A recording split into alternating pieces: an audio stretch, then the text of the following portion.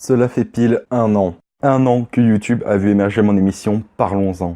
En cette occasion, je vous propose de dépoussiérer le premier épisode avec mon écriture, mon micro, mon montage et mon chibi actuel. Parce que celui d'avant était bien dégueulasse. Je vous souhaite à tous un bon épisode. Au fait, IP63 est parti en vacances, c'est normal qu'elle n'apparaisse pas cette fois.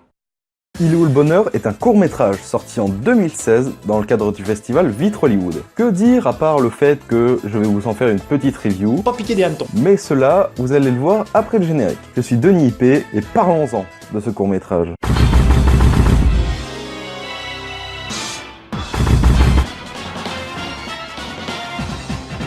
Nous démarrons par ce qui semble être l'édition locale du Tour de France, mais qui sert juste à amener notre protagoniste principal, Jaden, je crois. Et de l'autre côté, nous avons une demoiselle du nom de Bella qui ne regarde pas son chemin.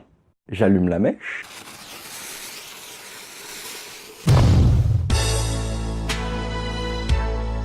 Enfin bref, après cette malencontreuse collision, ce cher Jaden va s'excuser. La vie est belle.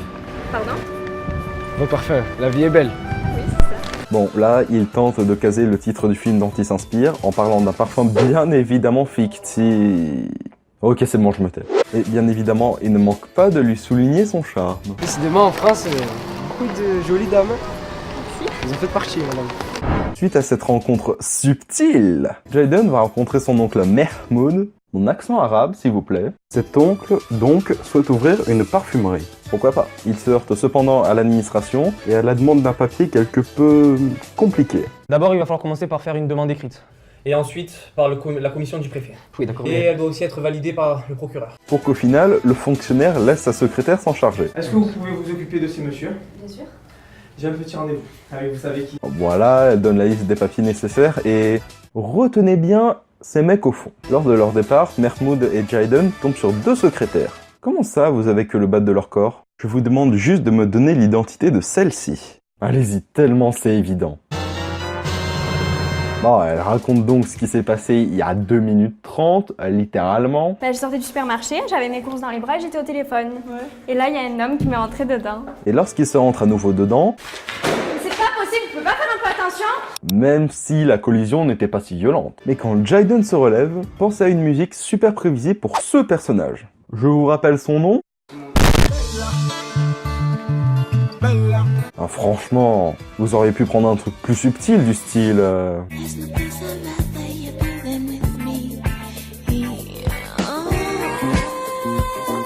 Ouais, bof, hein. On retrouve Jaden sur un petit overboard des familles travaillant en tant que facteur.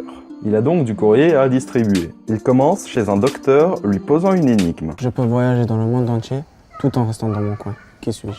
Réfléchissez-y, c'est pas mal astucieux. Mais du coup, chez qui va-t-il sonner ensuite? Chez un mec random. Donc aucune réponse n'est vraie, c'est ça? Attendez, bonjour.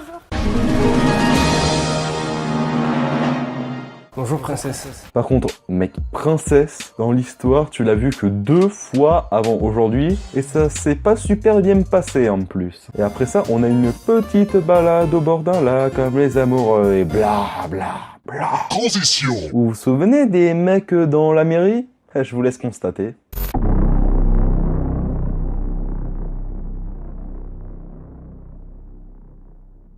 Yep, comme quoi, ils avaient bien su prédire cette catastrophe.